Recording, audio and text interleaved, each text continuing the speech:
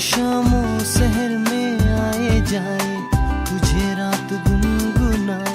जनवरी 2026 नए साल की शुरुआत अक्सर नई उम्मीदों के साथ होती है, लेकिन इस साल की हवाओं में दार्जिलिंग के पहाड़ों में एक ऐसी कड़वी ठंड है जिसने आज लाखों संगीत प्रेमियों के सीने में एक गहरा सुराख कर दिया है। निकलो यो मेरो मन सारी बुझाने।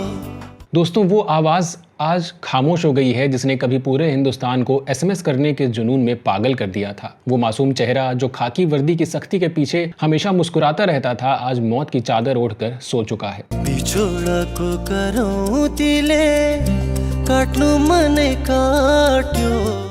प्रशांत तामंग, महज 43 साल की उम्र, एक ऐसी उम्र जहां इंसान अपनी उपलब्धियों का जश्न मनाता है। उस उम्र में प्रशांत का इस तरह अचानक चले जाना महज एक मौत नहीं, बल्कि उन करोड़ों सपनों का अंत है जो एक आम आदमी अपनी आंखों में पालता है।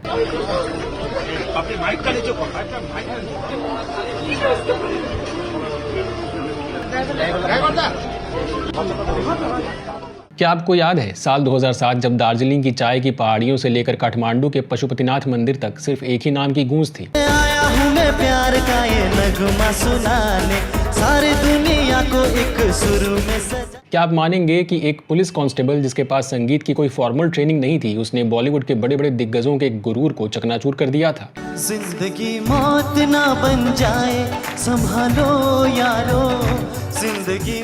और सबसे बड़ा सवाल कि जिस लड़के को इंडियन आइडल बनाकर भारत ने सर आंखों पर बिठाया, उसी बॉलीवुड ने उसे गुमनामी के अंधेरे में क्यों धकेल दिया? आगो पिएरा बचने बेबस मेरो। आज बेबाक बॉलीवुड के इस महा एपिसोड में हम प्रशांत तामंग को सिर्फ याद नहीं करेंगे, बल्कि इनके इस सफर का पोस्टमार्टम करेंगे जिसने इन्हें अमर बना दिया। एक सिपाही की वर्दी से लेकर सुपरस्टार के ताज तक, और फिर 2026 के इस आखिरी खौफनाक मंजर तक, ये कहानी आपको अंदर तक झकझोर देगी। सिरी मा सिरी बता से चलो सुसेल दे मी। प्रशांत तामंग की रूहानी आवाज के पीछे जो दर्द था, उसकी जड़ें इनके बचपन में छिपी थी। 4 जनवरी 1983 को दार्जिलिंग के एक छोटे से मकान में जन्मे प्रशांत ने कभी सुख सुविधाओं का मुंह नहीं देखा। इनके पिता मदन तामंग कोलकाता पुलिस में एक जांबाज सिपाही थे। घर में संगीत की गुनगुनाहट तो थी, लेकिन गरीबी का शोर उससे कहीं ज्यादा था। इन सब की भीड़ में आए एक सीधे साधे सिपाही प्रशांत तमांग के लिए ऑडिशंस में सिलेक्ट होना ही एक बहुत बड़ी बात थी। उन्होंने कभी ये सपने में भी नहीं सोचा था कि वो पहुंचेंगे इंडियन आइडल के टॉप 2 फाइनलिस्ट में।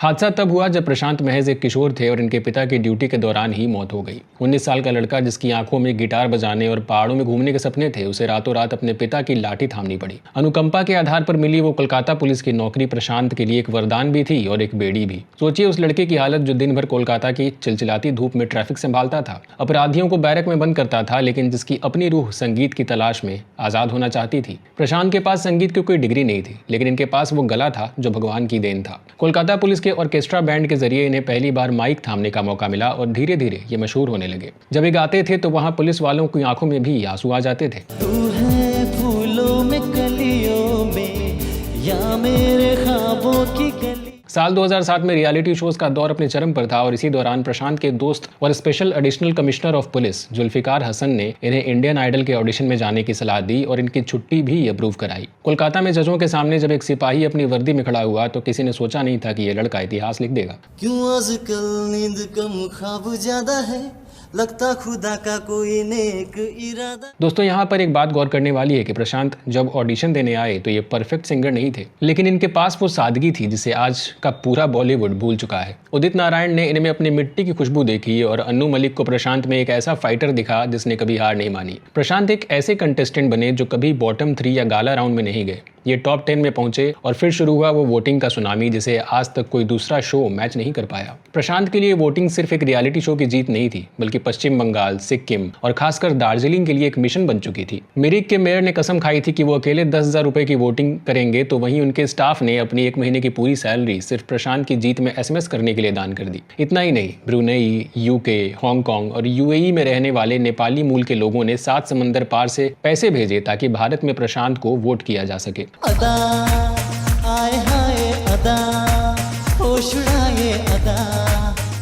हावड़ा और कोलकाता की सड़कों पर प्रशांत के समर्थन में रैलियां निकाली गईं, जिसमें इनकी मां, बहन और दादी भी शामिल हुई। नेपाल के पोखरा में रेडियो अन्नपूर्णा ने डोनेशन कैंपेन चलाकर 70,000 रुपए दार्जिलिंग भेजे। सिक्किम के 2 कैबिनेट मंत्रियों GM गुरुंग और SB सुवेदी ने प्रशांत के समर्थन में पेड़ लगाकर एकता का संदेश दिया। यानी प्रशांत तामंग अब सिर्फ एक गायक नहीं बल्कि पहाड़ का गौरव बन चुके थे। एक हसीना थी, एक दीवाना था। जहां एक तरफ पूरी दुनिया वोट कर रही थी, वहीं कोलकाता पुलिस ने इस सिपाही का साथ कभी नहीं छोड़ा। स्पेशल ACP जुल्फिकार हसन खुद इस जीत के सबसे बड़े गवाह थे। खबरें तो यहाँ तक थी कि कई पुलिस वाले रातों को जागकर सिर्फ प्रशांत के लिए वोटिंग करते थे। हसन साहब ने गर्व से कहा था कि बिना किसी फॉर्मल ट्रेनिंग के भी प्रशांत का जीतना तो ये साबित करता था कि ये अपने काम के प्रति कितने समर्पित हैं। मैं ये सोचता था कि मेरे जैसे सिंगर्स कितने होंगे यहाँ पे, तो उन लोगों को चांस नहीं मिल रहा है तो मुझे कैसे मिलेगा, ऐसा सोचता था मैं। सब दोस्तों ने मेरे लिए SMS किया था। तुम ही तो लाए हो जीवन में मेरे प्यार। लेकिन जहां शोहरत होती है वहां नफरत भी पीछा करती है। प्रशांत की जीत कुछ लोगों को डाइजेस्ट नहीं हो पाई। दिल्ली के रेड FM के एक RJ जोनाथन ब्रेडी, जिन्हें नितिन के नाम से जाना जाता था, उन्होंने लाइव ब्रॉडकास्ट में एक ऐसी शर्मनाक टिप्पणी कर दी जिसने पूरे देश में आग लगा दी। नितिन ने कहा, दुकानदारों को अब अपनी सुरक्षा के इंतजाम खुद करने होंगे क्योंकि गोरखाओं ने अब गाना गाना शुरू कर दिया है। इस नस्लीय टिप्पणी ने सदियों के भेदभाव के जख्म को हरा कर दिया। दार्जिलिंग और सिलीगुड़ी में हिंसक झड़पें शुरू हो गई। गोरखा समुदाय सड़कों पर उतर आया। मामला इतना बढ़ा कि भारत सरकार ने रेड FM को कारण बताओ नोटिस जारी कर दिया। बाद में चैनल को लिखित माफी मांगनी पड़ी, लेकिन उस वक्त प्रशांत ने जो किया उसने इन्हें महानायक बना दिया। जश्न मनाने के बजाय प्रशांत अपने लोगों को पास गए और हाथ जोड़कर शांति की अपील की। मेरो हामीले सोच्ने काम भनेको यो भनेको हाम्रो काम हो एउटा, हैन? अनि काममा जुनै पनि काममा सफलता असफलता त हुन्छै हुन्छ र त्यो असफलता भयो भन्दामा हामी हार खाँदैनौँ। अब आते हैं उस बेबाक सच पर जो कोई नहीं बोलना चाहता। आखिर क्या वजह थी कि इतनी ऐतिहासिक जीत के बाद भी बॉलीवुड ने प्रशांत को दरकिनार कर दिया? देखिए, सब जानते हैं कि बॉलीवुड में हमेशा से एक कैंप रहा है। इसी कैंप ने प्रशांत को टेक्निकल तौर पर कमजोर बताकर किनारे कर दिया। म्यूजिक लेबल्स ने कॉन्ट्रैक्ट तो किए, लेकिन इन्हें वो प्लेटफॉर्म नहीं दिया गया जो अरिजीत सिंह या सोनू निगम को मिलता था। प्रशांत को एहसास होने लगा कि यहाँ हुनर से ज्यादा चापलूसी चलती है। लेकिन जब हिंदी फिल्म इंडस्ट्री ने मुंह मोड़ा तो नेपाल ने इनके लिए अपनी बाहें फैला दी। फिल्म गोरखा पलटन की रिलीज के वक्त नेपाल के सिनेमा घरों में लोग अपनी चप्पलें बाहर उतार कर अंदर जाते थे, क्योंकि उनके लिए प्रशांत एक भगवान की तरह थे। ये फिल्म नेपाली सिनेमा की सबसे ज्यादा कमाई करने वाली फिल्मों में से बनी। काम गरेकातिर कुम्लो बोके ठिमीतिर भन्ने जस्तो कुरा नगर न। हाम्रो बाबु बाजुको पालामा पो स्कुल थिएन, पढाइ लेखाइ थिएन, हामी त स्कुल छोडेर त्यो भर्ती हुन जानु भएन नि। इन्होंने वहाँ एक के बाद एक कई सुपरहिट फिल्में दी, जिनमें एंग्लो यो माया को, किन्ना माया मा, निशानी, परदेसी और ये माया हनाइमा शामिल रहीं। आज घाँसमा झारिदिन्छु भन, कुन चाहिँ रुखको झारिदिउँ? ऊ त्यो रुखको झारिदिउँ। पर्दैन रुखमा चढ्न, अहिले लडिन्छ र। लडेर के हुन्छ त? तिमी त्यसकी अधीनरी, तिमी त्यसकी अधीनरी। साल 2025 में इन्होंने फेमस हिंदी वेब सीरीज पाताल लोक में डैनियल एको का किरदार निभाया, जिसे काफी पसंद किया गया। और इनकी under production film battle of Galwan का तो फैंस को बेसब्री से इंतजार है। प्रशांत तामंग ने अपना प्रोडक्शन हाउस प्रशांत तामंग प्रोडक्शन भी शुरू किया था। इन्होंने इसके तहत फिल्में और म्यूजिक वीडियो प्रोड्यूस किए ताकि नॉर्थ ईस्ट के युवाओं को काम मिल सके। आफूले चाहिँ मैले एउटा गीत चाहिँ मैले लेखेको छु। अब सबै त ट्यालेन्टहरू त एकपल्टमै सबैलाई त हुँदैन।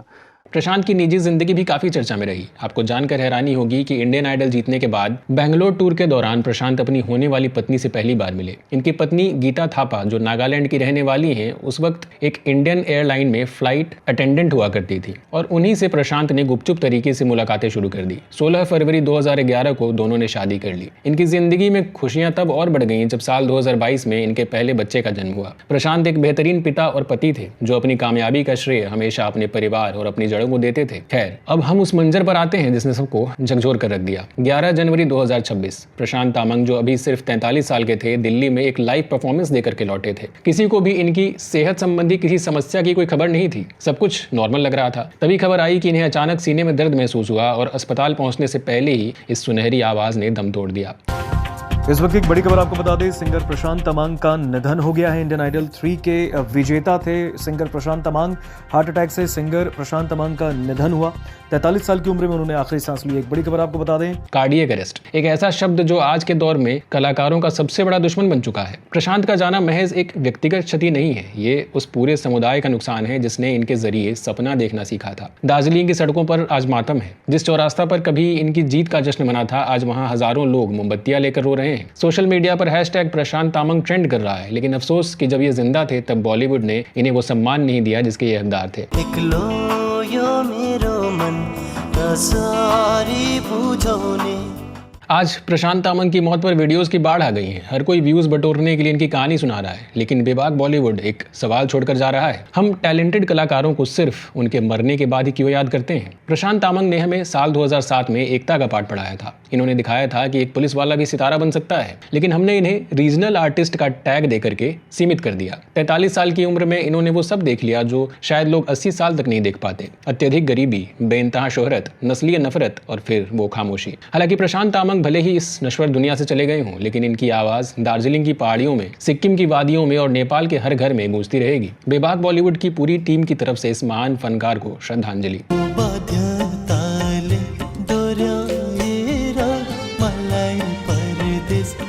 दोस्तों, प्रशांत तामंग का कौन सा गाना आपकी रूह को सुकून देता है और क्या आपको भी लगता है कि बॉलीवुड ने इनके साथ सौतेला व्यवहार किया था? अपनी राय हमारे साथ कमेंट्स में जरूर शेयर करें। इस वीडियो को शेयर करिए ताकि प्रशांत की ये गौरव गाथा हर उस इंसान तक पहुंचे जो सपने देखने में यकीन करता हो। मिलते हैं अगले एपिसोड में किसी और बेबाक कहानी के साथ। तब तक के लिए जय हिंद, जय गोरखा।